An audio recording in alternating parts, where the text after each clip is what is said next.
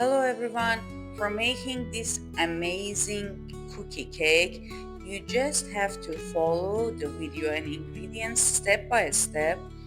And for the putting the material in the ring, put first half of them on the down, then inside material, and then half of the dough on the top.